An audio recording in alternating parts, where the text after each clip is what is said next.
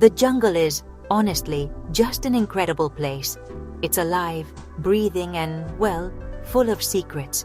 Deep within its green heart, ancient traditions survive. One of the most amazing is wild honey hunting. Now, this isn't just about finding something sweet to eat.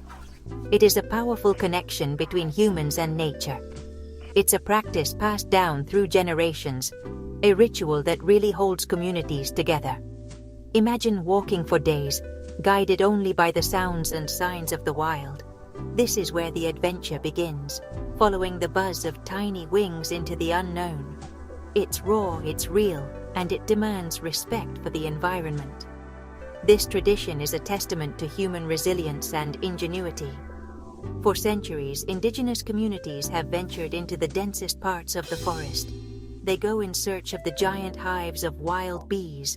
These are not the small, manageable hives of a backyard beekeeper. These are massive colonies, clinging to sheer cliffs or hanging from the highest branches of ancient trees. The hunters don't have GPS or modern gear. Their map is the land itself, read through years of experience. Their knowledge is their greatest tool, a library of survival skills stored in their minds. This is the ultimate test of man against the wild. The jungle itself is a formidable character in this story.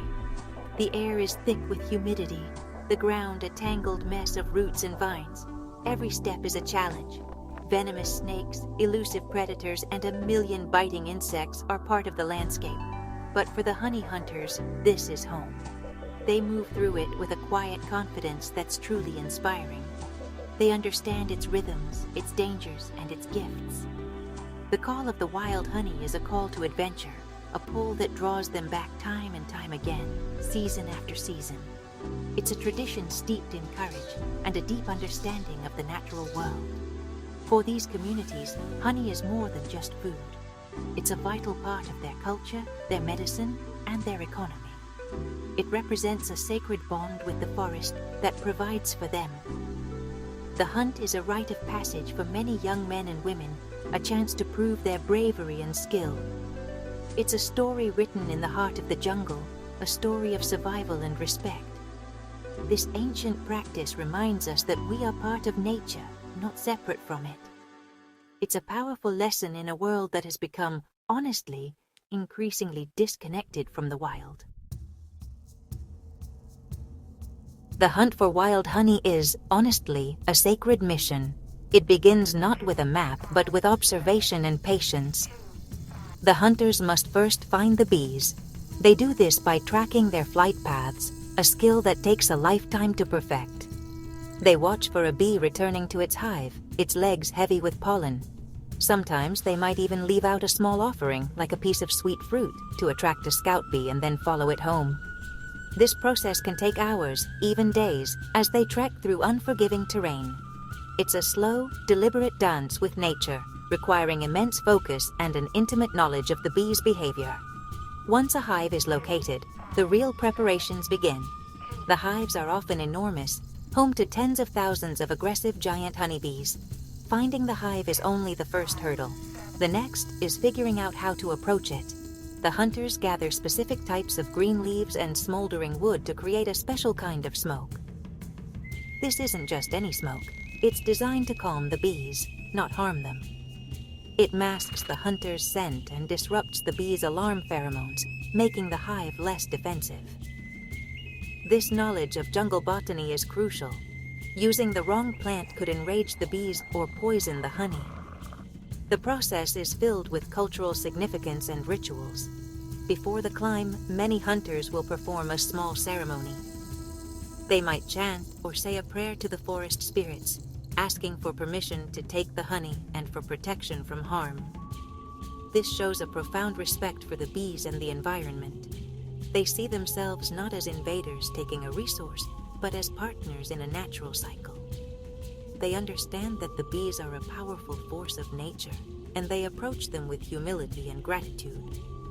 This spiritual connection is at the core of the entire tradition. A key principle of the wild honey hunt is sustainability. The hunters never take the entire hive.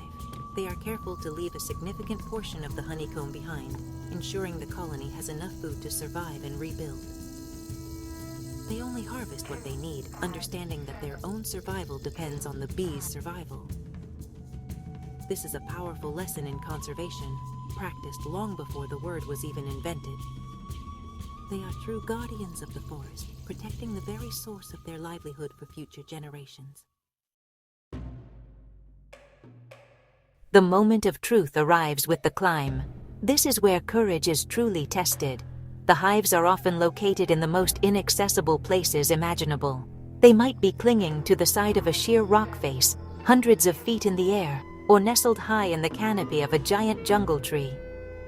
The hunters ascend using nothing but handmade ladders of bamboo and rope, or by expertly scaling the tree itself with their bare hands and feet. Every handhold and foothold is critical. A single mistake could be fatal.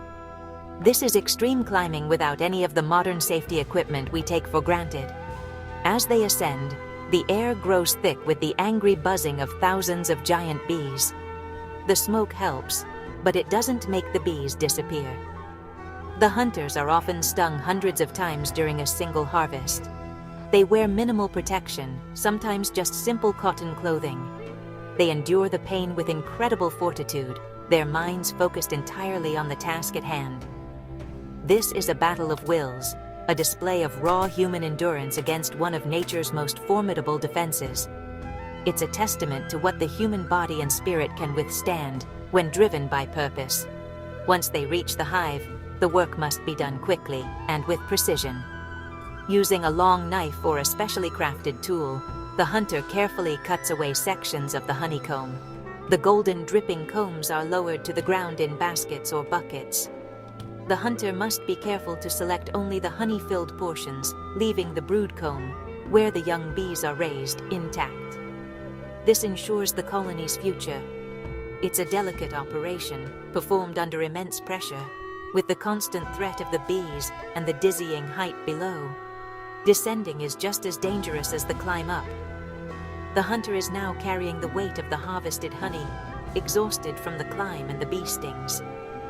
They must make their way back down with the same care and focus. Safely back on the ground, the community shares the spoils.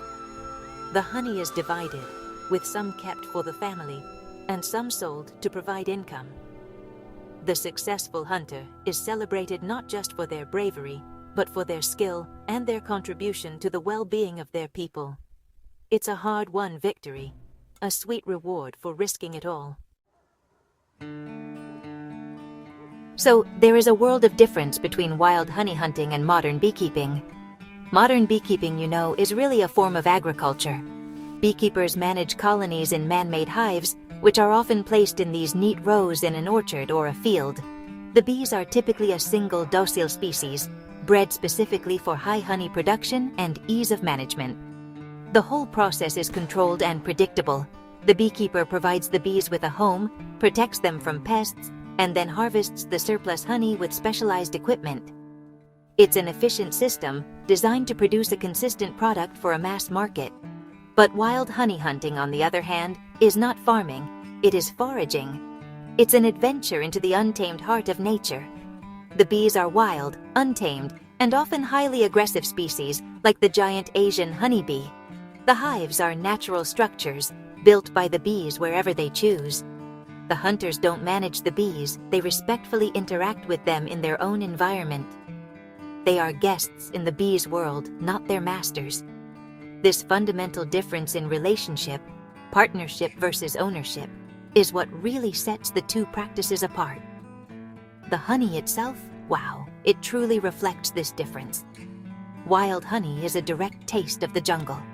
Its flavor, color, and aroma are incredibly complex and vary dramatically from season to season and from one region to another. The bees forage on thousands of different species of wildflowers, trees, and medicinal plants, creating a honey that is a unique snapshot of a specific place and time. It's often described as having floral, smoky, or even tangy notes you will never find in commercial honey. This terroir, this taste of the wild, is something that simply cannot be replicated in a controlled agricultural setting. Furthermore, the nutritional profile of wild honey is often superior. because the bees have access to such a diverse range of natural forage. The honey is packed with a wider array of pollen, enzymes, and antioxidants. It is raw and unfiltered, retaining all the natural goodness that is often lost during the processing and pasteurization of commercial honey. For the cultures that hunt it, wild honey is not just a sweetener. It is a powerful medicine used to treat everything from coughs and colds to wounds and infections. It is nature's pharmacy, delivered in its purest form. The ancient tradition of wild honey hunting holds profound lessons for the modern world. In an age of instant gratification and detachment from our food sources, the honey hunters show us the value of patience and hard work. Their quest for honey is not easy. It is a long, arduous process that requires planning, skill, and perseverance.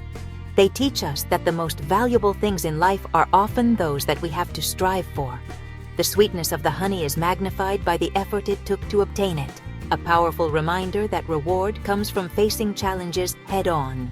They are also masters of courage and risk management.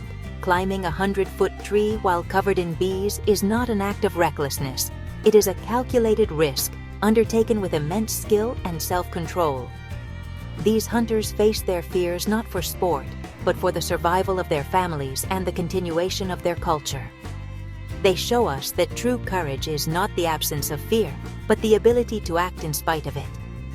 It's about understanding the danger, respecting it, and moving forward with a clear purpose and unwavering focus, trusting in your training and your instincts. Perhaps the most important lesson from the honey hunters is their deep and abiding respect for nature. They see the forest not as a collection of resources to be exploited, but as a living entity, a partner in their survival. They take only what they need and ensure the bees can thrive, a perfect model of sustainable living. They operate within a circular economy of respect and gratitude. This harmonious relationship stands in stark contrast to the modern world's often destructive approach to the environment. They remind us that we can live in balance with nature if we choose to listen and learn from it. As we look to the future, we can draw great inspiration from these guardians of the wild. Their traditions teach us about resilience, community, and the spiritual connection we can have with the natural world. They show us that it is possible to live a life of adventure and purpose, grounded in respect for the earth. The wild honey hunter is more than just a brave forager. They are a teacher, a conservationist, and a philosopher. Their legacy is the liquid gold they harvest, and the timeless wisdom they carry within them. It's a legacy of living wild, free, and in harmony with the planet. That's a lesson